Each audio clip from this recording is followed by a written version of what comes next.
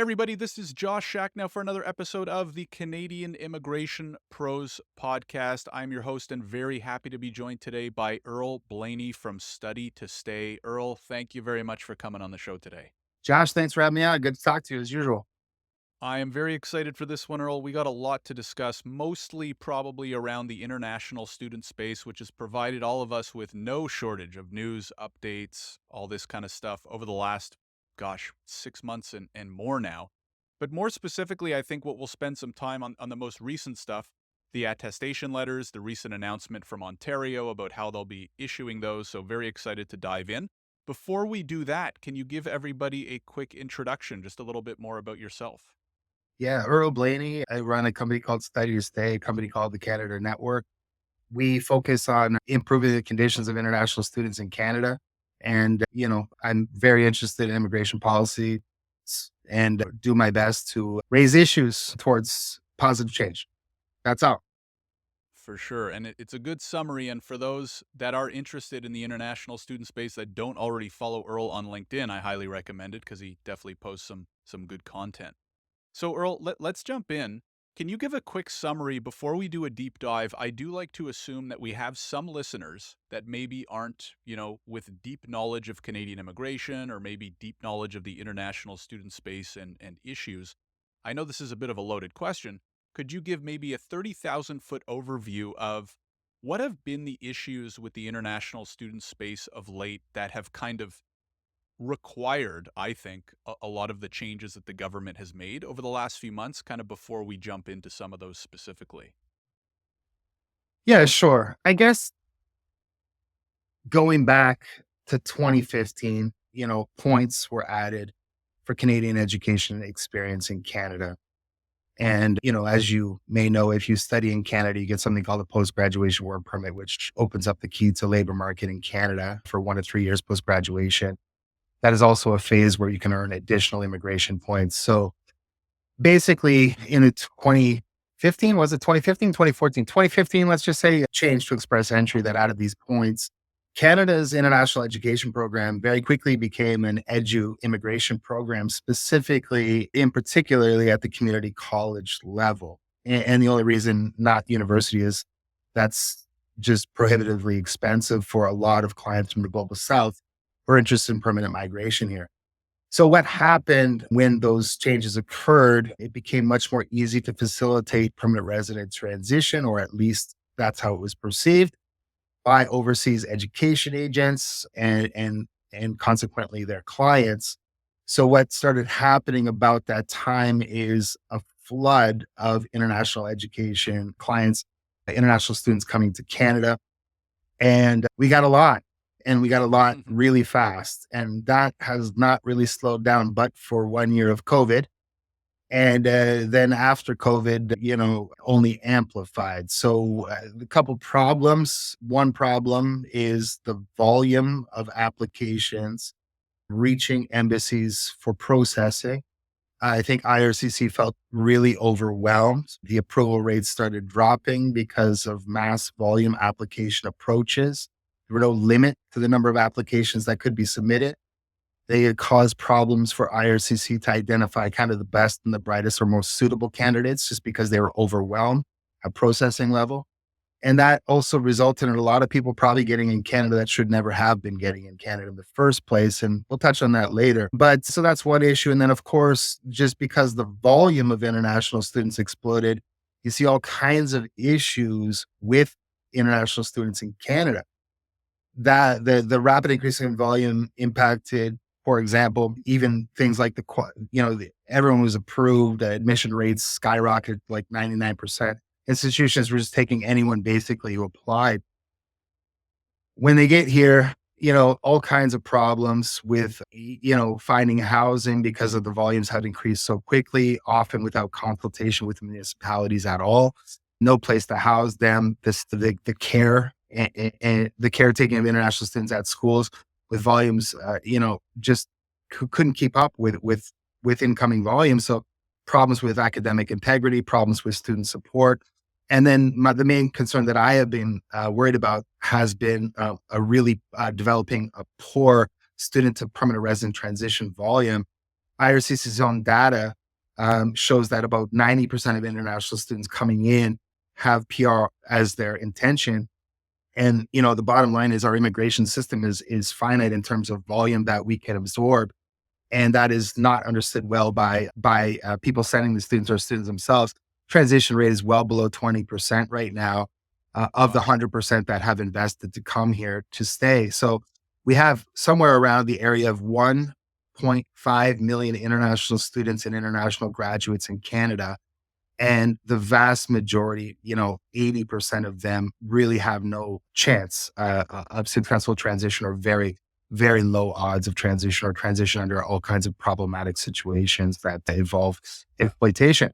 So we've got, and then the question becomes, or Christmas future, the question becomes, how are we going to get these people to leave the country? Because most of the time they're not going to leave. They've invested everything they have in this.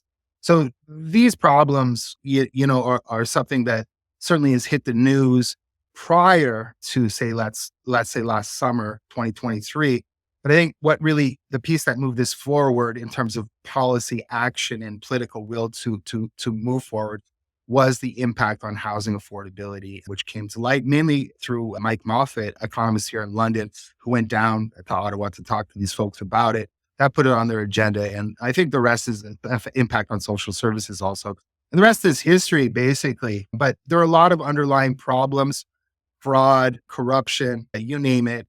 But I think the main political issue moving forward, of course, was housing availability. Without that, there was still no action on this file, unfortunately. But anyway, Right. now that there is, looks like the government's going to look at all aspects of this. And if I were in the higher education industry, I'd probably be pretty nervous. Right. Well, and especially today's the 28th of March, and I think yesterday or 2 days ago, Ontario came out and made an announcement on how they will be organizing their attestation letters. I guess I'll take a quick step back and say one of the big changes Immigration Canada has announced over the last 3, 4 months, because of all the issues that Earl alluded to, is that international students are now going to, most, not all, but most are going to require what they're calling attestation letters, which have to be provided from the schools to the students. So schools can't run wild, right? Approving, and accepting unlimited number of students. And the Ontario government has said that something like 94, 95, 96% of those attestation letters are going to go to public Canadian colleges and universities and not the private ones. Mm. I'd love to hear your take on this, Earl. I don't do a ton of international student work myself. You do, and have done a lot of it, and know this industry about as well as anybody. I'd love to hear your take on that announcement, if there's any important facts that, might be important for listeners, and what are your thoughts on it? Yeah, so I'm just trying to get a copy of her announcement here.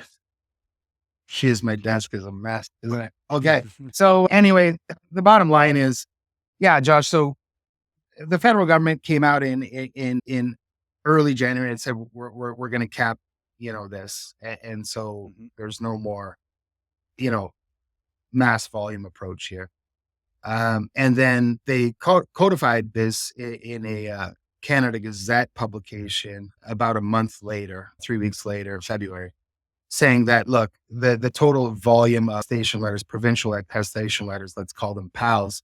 So the number of PALs will be basically 606,000, total. So that's how many applications can be submitted to the embassy nationwide. Then they announced that, look, we're going to divide this up probably around by population ratio to each province. And then the provinces themselves, as it's their jurisdiction, get to decide how to allot these letters to support their application. Is the 606, Earl, because they expect, I guess roughly like 20, 30% to be refused? Yeah, 40% specifically. The, 40. the, the, the Jeez. math results in almost exactly 40% refusal, which is a lower refusal rate than in previous year, but it's very close to the Ontario Public College refusal rate, which is 41% last year. So yeah, so the 606, when you divide that by 0.04, ends up to, what is it, what is it? I mean, that's 360. a pretty good indication of what you talked about earlier, which is the volume. Like, isn't it kind of nuts, the infrastructure that the schools Mm. and more importantly, IRCC have to have in place to process so many applications Mhm. where 4 out of 10 of them are getting refused. So, like, I mean, if that's not a clear indicator that maybe something's a little bit wrong, then, there's Yeah. another one. Well, But I yeah, mean, continue. we couldn't have gotten here. I mean, I'm not going to spend much time on this point, but look, I mean, yeah, I mean, IRCC and everyone, including colleges themselves, because now they can't just throw everything they want at the embassy and get the numbers they want, regardless of refusal rates. Every single refusal rate is going to cost them money right out of their pocket. Right. So Right. everyone in this industry now has to have a real deep dive look at how we are sourcing our application, because you're right, for, huge volumes of public colleges, themselves to near a refusal rate of 50% of applications submitted. And there's obviously a problem with the supply chain there. I mean, that's clear as day. And that is going to be real clear as day to some colleges in Ontario now that are batting well below that 40% already. How are they going? I mean, they're going to lose a lot of money and they're going to have to reform at this. So it should be pretty interesting. In my view, and it's not just my opinion, I mean, it's basically common sense. You cannot reach the mass volume application approach of non-bona fide students that IRCC is seeing without aggregator recruitment. Aggregator recruitment facilitates that. You couldn't possibly connect to individual agents that have such a poor success rate, and you wouldn't keep them as agents for your school. But with Mhm. aggregators, you don't exactly know where those applications are coming from. Who are the agents? This is a symptom of aggregator recruitment. I mean, that is clear as day to me, at least. Interesting. And again, I want to take a step back for those who maybe this is their first soiree into, Uh, the international student problem in Canada. Interestingly, that term or those companies came around same-ish time, right? Like 2015, 2016. You got it. And what happened prior, and just to paint more of a picture, probably around 2013, 14, 15, it was mostly agents abroad recruiting students, helping them apply to schools, and then if they got approved, maybe, legally or not legally, helping them apply for study permits. And then obviously regulated professionals too, like Earl, who's a consultant, who's regulated, helping students apply to schools if they get accepted, helping them get their visa. And probably around there too, Earl, what, like maybe 2013, 2014, IRCC was approving what, like 125, 150,000 students a year, just Yeah. to give some people perspective. And I think last year was what, like 550 or By the 85, I 600,000? think it was. Yeah. Yeah, so to go from 150-ish thousand international students per year to over 500,000 in the span of 8 years, no surprise, you can't get a house in Toronto for less than $3 million. But anyways, Mm. so what Earl is alluding to is, well, let me just ask you this, Earl. So what happened? What is an aggregator, and kind of what happened in them, you know, facilitating more of this issue that we're seeing? Well, I mean, aggregators basically it's a company that connects to a school for recruitment contracts. The aggregator company has an online platform where they then sublet that recruitment agreement out. So commission paying recruitment agreement, 20% internet, 15, 20% international first year tuition, $2,000 per student, more or less. Then they sublet that out to mass volumes of subagents or recruitment partners, whatever you want to call it. Right. And so the problem is that those recruitment partners have never been vetted by the school in any way. Right. But all of them are pretending that, of course, that they represent the school and, gives them market credibility and so on and so forth. If you're an established agent with a good track record and you have, really, really good visa approval rates and all of that stuff, I mean, there should be no reason that you cannot directly contract with the school at all.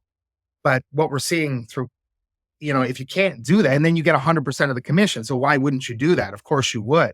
But what we're seeing with aggregator platforms is that, some of them have up to 10,000 sub agents, 10,000, 10,000. It's an army, right, of sub agents. And who exactly is being signed on to these aggregate? How well is their vetting process? Of course, they're going to say it's brilliant and awesome, but every single sub agent brings them in more money. So there's a conflict of interest there, obviously, in terms of credible vetting. the bottom line is, who are these people and how much experience do they have? What do they know about this? What do they know about the market? What message are these subagents sending the students? And, all of that is a problem. But what you're going to see for sure is, they've been saying, our approval rate is 90% or whatever. It's all internal data. It's you can't look at the data that they're saying. I mean, it's just like, hey, I'm the best immigration consultant in the world. You should hire me. Okay, well, let's look at that. The bottom line is that, you can't see in the box. I mean, it's private company data. You can't look at it. What's the word I'm looking for, Josh? I don't know the specific word, but I know exactly what you're trying to say, which is like you're kind of losing oversight, right? Yeah, Where there is essentially no oversight at all, and right. trans something. Yeah, it's Well, anyway. and to give people more of an idea, it used to be like most of these international student or study abroad agents, they make their money off commission. Mm, And so all the agents used to have to get their own agreement with all of any or all of the schools that they wanted to work with in order to get that commission. And so what Earl has explained is that these aggregators, the aggregator will go sign an agreement with all the schools. Now the agent just has to create one account with the aggregator and they've unlocked commission or potential commission from all these schools. So following what you said, like logically thinking about that, of course, that's going to drive up volume. It's probably going to drive down quality. mm. And the schools have less insight into who the heck is even doing the recruitment on the ground in some of these countries too. Transparency. There's no transparency. Transparency. Oversight not too far away. Yeah. Right, yeah, yeah, right. So So yeah, so I so mean that's an issue, but I mean, so but the couldn't the schools can't the schools just say, "Hey, we're not going to work with aggregators. We don't have enough transparency." well, we're Some of them really have, rapidly right? I moving. think. In my opinion, in terms of market viability, I think aggregators have just taken a major deflated couple steps down because why did you use aggregators? You used aggregators if you're a school because you didn't want to do the work yourself in terms of managing recruitment, and then number two, mass volume, right? But the problem is, are we still looking for mass volume like we were? And the answer there Not is anymore. not as much, right? And Yeah. what we're looking at is quality of applications. And this is not the strong suit of aggregators, that's for sure, right? I mean, it absolutely is not. The level of oversight, I mean, you're overseeing 10,000 sub agents. How do you do that? I have a handful of agents that I supervise, and that is an all day, all night job, I can tell you. But 10,000, forget about it, right? I mean, it's just ridiculous. So, but, lessons to be learned. And don't say I didn't tell you so, public colleges in Ontario, because the way you guys are going to the way you need to recruit now has dramatically changed and you better figure it out. And aggregators are not the key to figuring that out, I can assure you. Right. And I mean, I've been reading your posts for quite some time. The writing's certainly been on the wall for a while, both from Earl and others as well. So Earl, before we get into I want to dive into more of your thoughts on the announcement. Mm, What did you think of the initial cap? So at the end of 2023, IRCC announces, you know what, schools, agents, aggregators, we warned you. You haven't done anything. This is still way too big of a problem. We're putting a cap on international students, 300 and what, 64,000. Oh, and by the way, you also got to go set up and figure out an attestation letter system by the end of March. mm. What were your thoughts on that announcement and those requirements? Good, bad? Do you like them, not like them?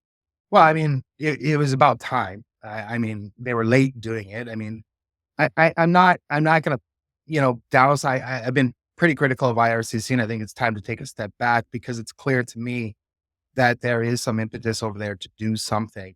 And but not for IRCC, we would just be in a spiral totally out of control. So I do have to publicly acknowledge I have a lot of respect for what Minister Mark Miller has done. I don't think the cap goes far enough. I don't think that, there are a lot of exemptions to the cap. My main concern was some of those exemptions, leaving school names out of it, of course. But I mean, there are some obvious examples known to everyone on planet Earth of schools that are probably some of the worst actors in the export sector in Canada that are basically totally exempt from the cap. because, their master's program heavy. And I better leave the city out too. But the bottom line is, how many MBAs do we need? And the answer is not 10,000 a year at one school. And so there have been some concerning examples of private colleges offering master's programs that are exempt that seem to have walked away here totally immune. And so that was one of my main concerns. But in terms of the overall action by the minister, yeah, I'm in full support. In fact, we recommended exactly the same thing in August of 2022 in a report I furnished to the government of Canada. I recommended a DOI specific cap. So they've basically done that. I'm not saying that they listened to me, because probably they didn't, but I'm, yeah, I mean, my vision aligns with what they did. So great. Right. Yes. Yeah, yeah. No, I've also been critical of IRCC in recent years, and I agree. I think something had to be done. I'm glad they did something. Was it perfect? I don't know. I don't know the international student space as well as you do. I certainly think it was a good step in the right direction, and hopefully, they can keep making it better and better. I think Mostly, that is the I plan. just Yeah. yeah, I mean, at the end of the day, most of us just care about the well-being of the students and the well-being of our country, Yes. right? Like, I don't think it's the benefit of a student. The students are probably at home in their own country just thinking, I'll do anything I can to get to Canada. Sure. And so they're listening to whatever the agents are saying. Yeah. But the problem that they don't see because they're not getting educated on it is, okay, sure, you can come to Canada. Okay, you'll spend tens of thousands on tuition. But do you know what happens next? Do you Exactly. know that if you get the PGWP, how hard it is to get work, how expensive it is to, you know, pay rent and the rising house of this and the rising cost of that, and how much harder it is to get PR, the express entry scores, right? We talked about, you talked about the huge numbers of international students and graduates. Those numbers have ballooned. The PR targets have frozen, right? So the math does not line up. And like you said, I think it's going to be ugly in the next 3 years Sure. as those PGWPs expire, those graduates run out of options, the fraudulent LMIAs run out, or maybe they won't, but either way. So what happened this week is that the Ontario Ministry of Universities and Colleges announced that 96-ish% of their PALs, provincial attestation letters, are going to go to public colleges and universities. Can you talk a little bit about that, Earl? What does it mean for us who might not be experts? And what do you think about it? Yeah. So I think, you know, it's a surprise. I think everyone probably did expect, or most people did expect, a heavy public um, delegation of PALs, right? But I mean, 96%, I think, should have caught most people by surprise. The career, so, I mean, to be, to be fair or accurate, I guess accurate is a better word. It shouldn't be a huge surprise. I mean, at the end of the day, the more international students that come to public colleges, which are subsidized by the Ontario government, right? The more international students that come in, the less subsidies that have to be made, to less grants that need to be made. So the more international students that come into public, the less money the Ontario government has to make. This is not the case for private colleges. I mean, these are not operating on government grants, right? So Right. the So it's a win for the no-brainer from taxpayer? I mean, the community colleges also, sorry, public colleges are exempt from a lot of taxes. Career colleges do pay a lot of taxes. And sorry, your question was, John? Well, just that if the Ontario government has to spend less money subsidizing these public schools, they're spending less taxpayer money on that, and maybe they Right. can use it for Yeah, other they can fool things. around somewhere else, right? But Right. no, that's That's right. a whole other episode. So Yeah. that in itself is one reason it's not a surprise. The other reason that it's not a surprise is that actually, although there has been a lot of growth, I mean, 450% growth, I think, from 2015 to 2020, 21 of international students at private career colleges or private colleges. So, I Jeez. mean, the volume has gone up a lot, but it was pretty small to begin with. So still, you're looking at, the last time the Auditor General did a assessment of private career college, I think was 2021. And I think in that data, if memory serves, the enrollment rate of international student was about 10%, right? So I mean, it's still 90%, 80, 90% domestic, 10, 20% international even today. So when you start gutting international out of that, probably the Ontario government thinks, well, these colleges are still going to be functional anyway, right? Whereas if Right. you start reducing massive numbers from public, you're going to have this, balancing the budget issue, right? So in that way, it was a no-brainer. The other thing, of course, that the government would point to, MCU, and Ministry of College and University would likely point to, is the fact that these private career colleges don't offer post-graduation work permits, right? And I know, and I won't get into the details, but I do understand that that is, well, of course, that's true. But there are other options like LMIA supported employment offers and stuff like that. And there is a lot of corruption specifically related to private career colleges and selling LMIAs and all kinds of shady stuff. And the government, of course, is aware of that. I'm aware of it. And certainly I've made them aware and they're aware independently, I'm sure.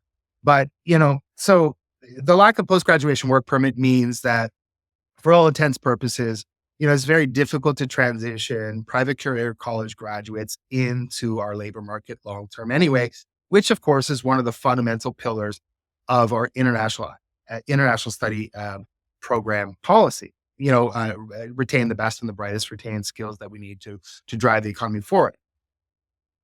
And that's true. So I mean, there is a significant barrier that to fit these folks into that. So that would be another common sense reason that they were targeted, right? Right. And so yeah, I think that's the crux of why they went public rather than private or BC. When you look at the announcement of BC, it was the attestation letters were split essentially 50-50, Mm. between public and private. When Ontario goes 96-4, I mean, there's a real significant difference there. So Why do you think that was? well, like I said, at the end of the day, BC has always been heavier public anyway, so it's just different. But as I said, the reason Ontario went the way they did is money, right? Save money. Mhm. What do you think of was it a good decision? Do you think it's for the benefit of the Ontario international student space? My issue with this is not that I'm going to stand up for private career colleges or anyway. I mean, and the only other thing I'd add to my previous point is there may well have been reasons for the Doug Ford government to walk away from private career colleges, and I'll leave it at that. But my issue with the targeting, I'm not not involved with private career colleges. I don't send students there. I think that there's probably some merit to the programming, but the bottom line is the other reason private career colleges were targeted is because they have a bad reputation. That is not necessarily their fault, right? You know, in my view, yeah, and you saw this right from the beginning of the announcement, right from last summer when they started talking seriously about changing the international study programs. The minister, then Sean Fraser, then Mark Miller, nobody has said public college publicly at all, have they? Not once. But when CBC did their story and released the information, they showed that public colleges have driven the growth that caused the camel's back to break. I mean, that's all public college, Ontario Public College doing. So it is interesting to me that Ontario Public Colleges could do so much damage to the overall integrity of Canada's immigration program and then be in a position now with this announcement that they have market control in Ontario, at Right. least. And that is wild to me. Because when you look at the policy documents, for example, whether it's MCU's private college stuff, nobody really blames the colleges. The Auditor General blames the province for lack of supervision, lack of control, lack of doing anything. And they've been a no-show in terms of regulation, in terms of putting credible standards together. I mean, the Auditor General's report is highlighted with incompetency by MCU.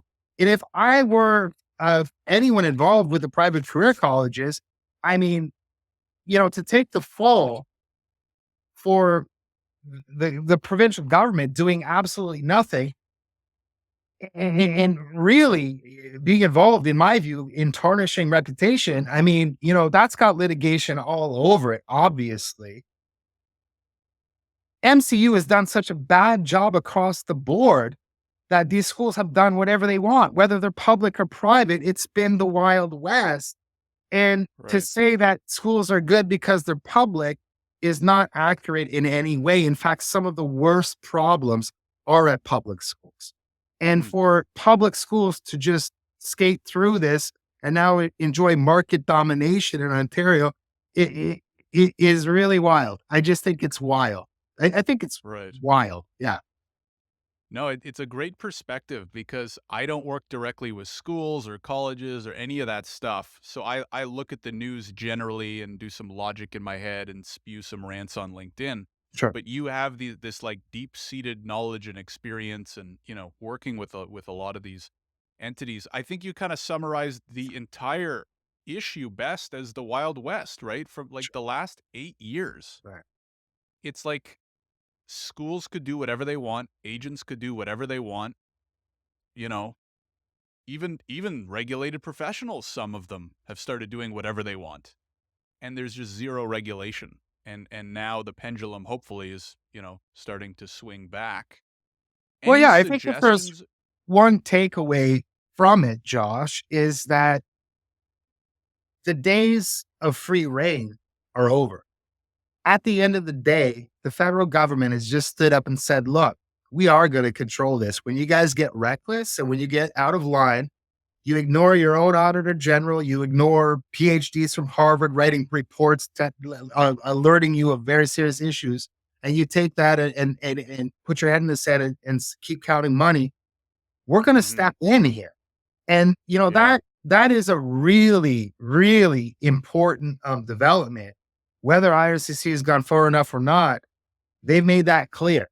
And don't think that that's something the industry can ignore, right? Because they have been right. ignoring everything for the last decade, and Well, now there's they're like, been there's "Oh, been we do there's have been things." nothing there's been nothing they've had to really pay attention to because they've been kind of like blinded by the money, right? I think one of the big problems from all of this is the how fractional that space is, right? Like if we look at an international student coming to Canada, you're talking about unregulated agents abroad.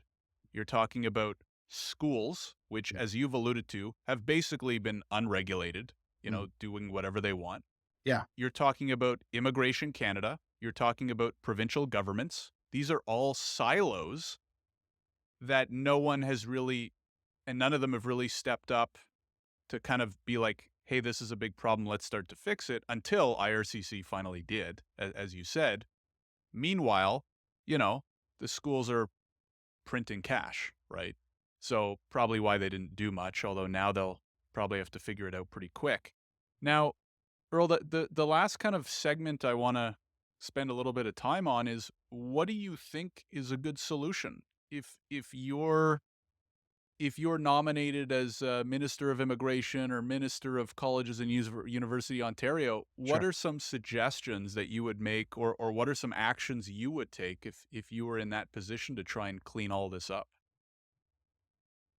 Well, I think that there are a lot of issues that do need to be cleaned up. I think in terms of what is the Minister of Immigration's plan. And again, I'm not going to be too critical because I've always said, like, let's get on the board with something and then move forward. And it's been a long time coming, but we're on the board with some plan.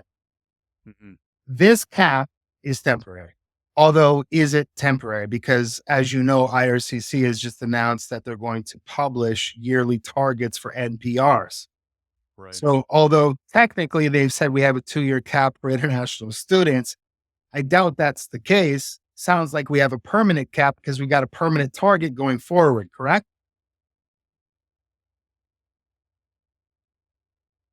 Yeah, I mean, part of what I understood too was, hey, we're going to set a cap for 2 years and then we're going to see. which doesn't necessarily mean they didn't plan on continuing it, or they just set it at 2 years, knowing that, hey, in a few months we're also going to announce the temporary cap, Mhm. and so these will all go in tandem, so to speak. I think it makes sense though that they're now not they're not calling it a cap, they're calling it a target, right, quote unquote, which is also what they do for permanent residents, right? They set a target with kind of like a high and a low and an average. Mhm. And I think that makes a lot of sense because I think if like you summarize this problem, if we look at this as a country, if I put my Canadian citizen hat on and look at all this, I'm like, holy crap. There's over 1 million too many temporary residents. They're not going to be able to get PR. So Sure. what the hell is going to happen? And no crap, everything costs more, including housing, Yeah. right? And that's largely because there's an imbalance between temporary residents and permanent residents. They let the volume of temporary residents skyrocket, Sure. and PR numbers used to go up a little bit every year, but a little bit more manageable. And now, for the first time in maybe ever, they flatlined, right? So they're holding the number of PRs for the target flat for 2024, 2025. I forget which year. Mm. So, how they're going to handle that imbalance, I mean, this is one step, I guess, towards trying to handle it, but they still got some work to do, right? What Right. do you Well, think they're going to do with all the temporary residents? they're going to try to transition as many as they can to permanent residents. I mean, that's the easiest solution to get the NPR numbers down is to make them PRs, right? So, I mean, Mm-hmm. that's one thing they're going to do. My concern there is that going to affect the overall economic value of immigrants coming to Canada? Because as we saw the last time that they did that for other reasons related to during COVID, I mean, we had express entry of scores of 67 prevailing, right? I Mm-hmm. mean, that is about the economic value of my dog. So, yeah, But the problem I'm seeing there, Earl, is the economic so they just said, okay, we're going to flatline the target for PRs. We're going to hold it at whatever it is, 500 and something thousand. yeah. The problem is not the majority of that is economic, right? No, yeah, The exactly. majority is family and humanitarian and blah blah 50% blah. of the pie is that. And then you've got under the Liberal government, like, Express entry is like mm, 100 and change, right? yeah, 100. So you just said we have 1.5, roughly, like yes, 1 point something million yeah, temporary residents who are international grads or international students right now. you got it. But we're only going to accept 150K a year through Yeah. express entry. Uh, So something's not aligned, right? mm. Unless you extend their PGWP by 10 years so we can, so we can approve them. Yeah, or unless they find a loophole, another loophole, which most of them fringe on exploitive loopholes. Whether it's I'm going to create a non bona fide Refugee, marriage, whether I'm going to asylum. buy a job, whether whatever it is, right? But yeah, I mean, there's a huge problem there, and that is a problem. But going back to your question, because I want to finish the answer of it, is simply this, Josh. So you asked me what I would do, and I think it's important. So we have a huge couple of problems here, and I imagine this was made Jill Dunlop's job at MCU difficult. Is we have a data problem. So one data problem is exactly the point you just mentioned: an imbalance of incoming versus unbalance of the volume of permanent resident spots available for everyone that wants one. So that's one problem that is going to cause a problem for program sustainability. And that is going to cause a problem for, probably people in country much longer than they're authorized to be. We'll see what happens. You can already see refugee determination rate skyrocketing for international grads, skyrocketing.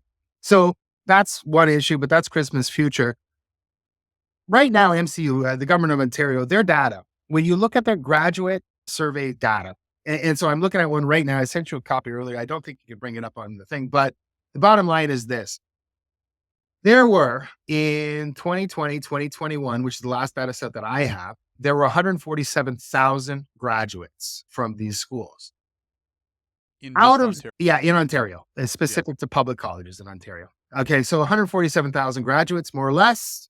And then they were only able to contact 26,000 of those. Sorry, they were only able to identify through their data because of very poor reporting rates that less than 10% of those people have jobs related to their field of study in Canada. That's the data set we're working. Out of all the people that we're bringing in Canada, we can only confirm 10% get jobs related to their education program. This is a huge Right. problem. What would I do? You asked me what I would do to clean up this mess. It's real simple. And I've been saying this over and over and over to the government, to you, anyone who listens to me. We need to divide Canada's international study program into two spheres. Sphere one, and by the way, IRCC has done this with the upcoming Recognized Institution Framework. However, they selected to divide it by school. So some schools are produce better results than others, and some schools produce worse results than others. So we're going to separate them into a two tier. Not a bad start, but wrong direction, because that does not produce credible, predictable results. But if you did use the student and their biodata plus the program data in terms of education, employment prospects, and success rates, et cetera, post graduation, you take those two factors, you combine them, you have a system that works exactly as it should. Dividing by the applicant and the prospective school will produce results that are highly predictable in terms of labor market and permanent residency success. It's exactly what we do with our platform, as you may know. And that's exactly what the government of Canada should be doing. And failure to do that will always lead to problems that we're having now to one degree or another. Separating by schools Right. will not solve this problem, period. Right. Because I guess some schools could have quote unquote bad programs and or programs not aligned with like what this all goes back to, and I'll kind of summarize and we can kind of wrap up here, Sure. is one of the reasons why Canadian immigration was so great is you could come study at a good school, get a good education, get a post-grad work permit, have a good chance at getting a job and settling and getting permanent residence through a Mm, reliable program like Express Entry. And now you can't do that. no, Express Entry is near impossible, right? And everyone's flooding into, what ended up happening. Everyone's just going to whatever school will accept them and whatever they think will get them a visa, and they can't get jobs, which means they can't get PR, and it's just a mess. So I like that idea where you're kind of aligning number one, getting more data. That'll never hurt us, sure. right? As you said, there's probably not enough of it, but aligning student success and specific programs that schools are offering that align better with the needs of our country, a la industry specific draws with Express Entry, although they're not using them all that much. But again, that's a whole other conversation. Mm, So maybe if they kind of express entrify a little bit the study permit program, you got it. it could lead to success. You got it. Earl, this has been very interesting, very eye-opening as somebody who is definitely very invested in immigration, but not at this deep-seated level at the the international student side. So really appreciate you coming on.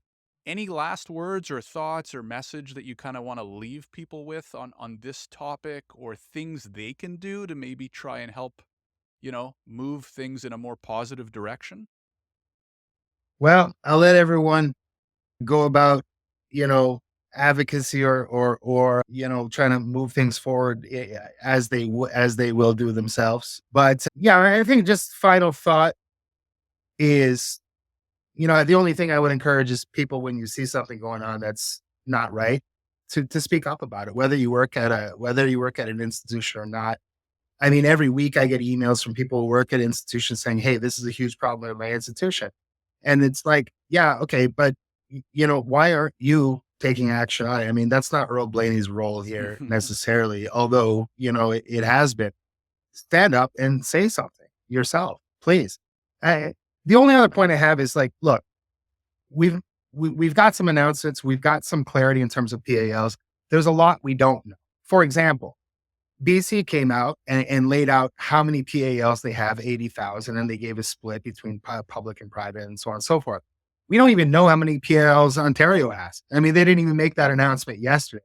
So, I mean, of course, we've got FOIs and ATIs filed on this, and I've got a lot of stuff coming back in the near future.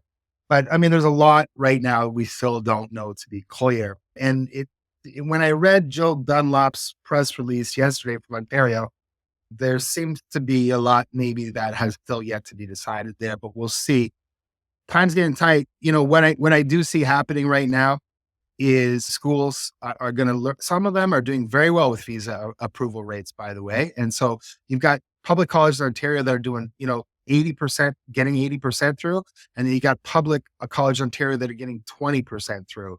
So I think what we're Jeez. going to see is a major shakeup of how, these students are vetted and procured through the supply chain. And I think there's going to be a lot of shakeup in international recruitment in Canada in the coming year to 2 years. I think there's going to be a lot of changes, and I would not be surprised to hear Global Affairs and IRCC themselves be directly involved in that, especially when schools are laissez-faire, right? So you got a new boss, public college industry in Ontario. It's IRCC and the federal government, and long time no babysitter, but time's up. Right. Well, I'll leave it at that. That's a great way to kind of end off on. Earl, thanks again for coming on the show. And if anybody is interested in learning more about your website or getting in touch or following you on social, where do you recommend they go? Yeah, just follow me on LinkedIn, Earl Blaney. It's not boring, I promise. I can vouch for that one. We will have links to that in the description, whether you're watching on YouTube or listening on your favorite podcast platform. Earl, thanks again for coming on the show. Really Raj appreciate and it. your viewers, thanks for having me on. Appreciate it. Thank you.